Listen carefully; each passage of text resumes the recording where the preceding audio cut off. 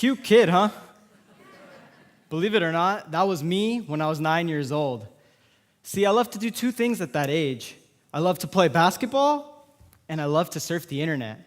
So what better way to spend my summer vacation than to build a website all about basketball?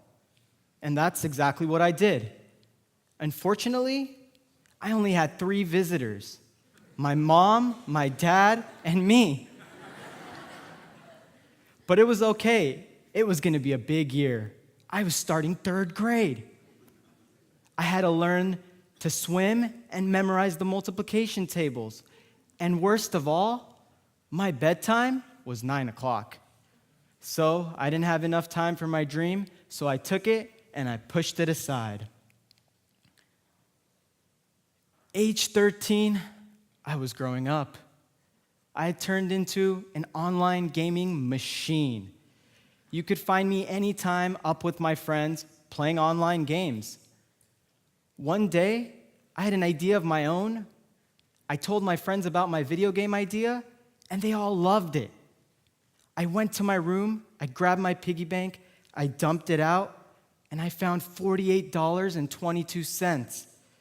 I woke up the next morning, I contacted some game developers, and turns out you can't make a game for $48.22. So I took my dream and I pushed it aside. Age 17, inspiration struck again, but this time it was serious. See, I had taken job after job after job, and one thing stayed the same. They all sucked. And I wanted to change that.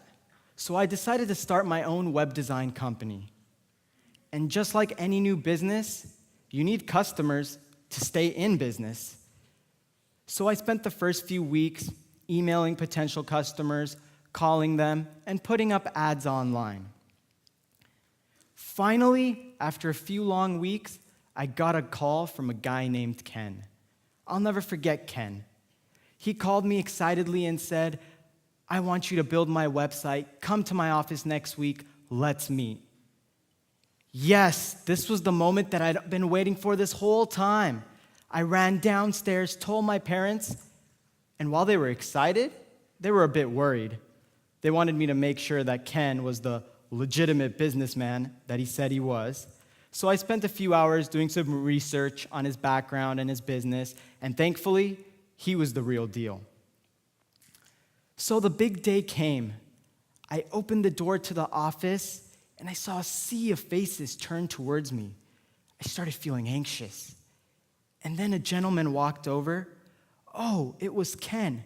And as I extended my hand out to greet him, before I could say anything, he said, "Hey there, are you lost? Are you looking for your parents?" And the world around me just froze. Here I was, trying to meet with Ken, trying to do business with him, and he looked at me like I was some confused and lost child in a large office. I was humiliated and heartbroken. Was I at the right place at the wrong time? See, today, I've been able to recover from my experiences with Ken. I'm 20 years old. I've sold and started a business. I've launched a handful of others through which I've been able to impact hundreds of thousands of people. I'm an author, and I get the amazing opportunity to speak at conferences around the nation, sharing my experiences and knowledge. But throughout this process, one thing was unanswered in my mind. When is the right time to start pursuing your dreams? And I finally decided that I wanted to find the answer. Here's how I did it. I decided to start 2 focus groups, one with people above the age of 25 and another with people under the age of 25. I asked them 3 questions. First, if you could do anything right now, what would you do?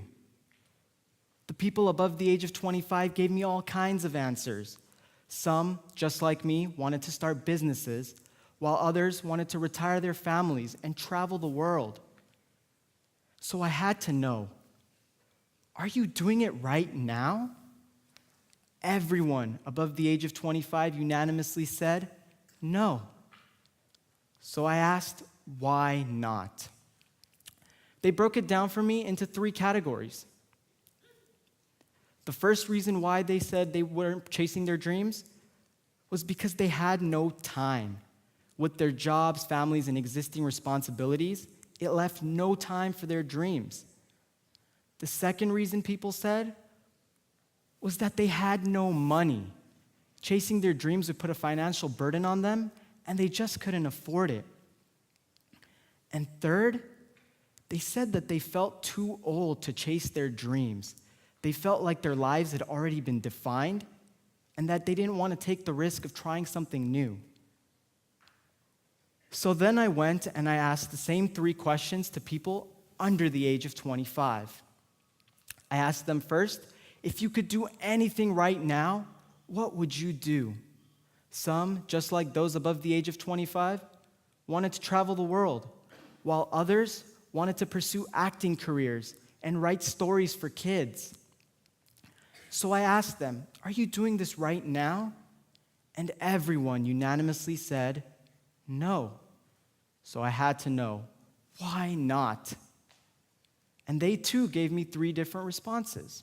First, they said that they had no time.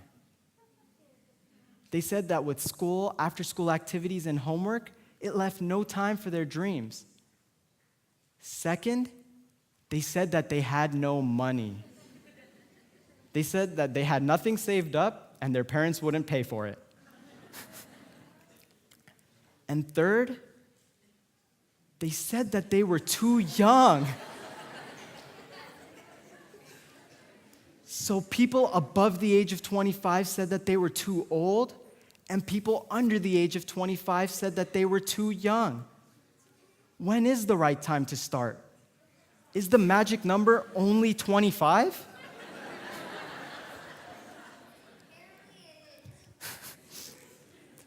See, I faced these same 3 barriers when I got started, but here's how I overcame them. Time, well, I can never seem to find enough of it. But I knew that if I wanted to make my dreams happen, I couldn't find time, I had to make time. So I spent less time going out and hanging out with my friends. I stayed up a little extra late to balance business and schoolwork. And lastly, you could even find me doing homework at lunch sometimes. Money? Well, I had no money when I started. But I didn't want to wait for a check in my bank account before I got started. So I went out and I sold websites, even though I didn't have my own portfolio.